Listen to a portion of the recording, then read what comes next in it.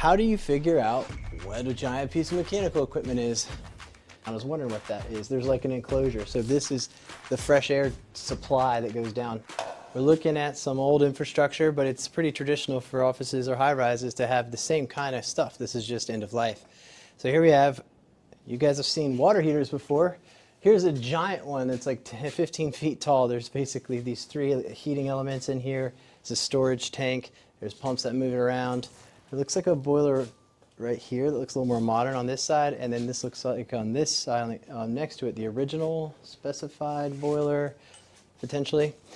So that keeps things going. I don't see the chillers, but we know there's chillers somewhere. Here's some pumps. Maybe they're in a different room, or however, we know there's the evaporative cooling up on the roof.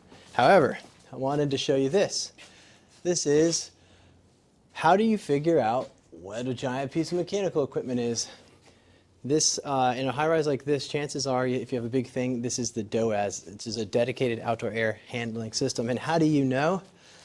Well, this thing is ducted to the outside, so it's dedicated outdoor air coming into it. So this has a fan that just sucks 100% fresh air in from this louver that goes outside. Goes over these coils that have the cooling water, the chilled water put into it. And then through the thing, this looks like a return here, so it mixes some air here. I wonder if we're somehow ducting into the space. In any case, then it discharges to these pants, turns out to that way, which looks like it's going outside as well. Is that outside?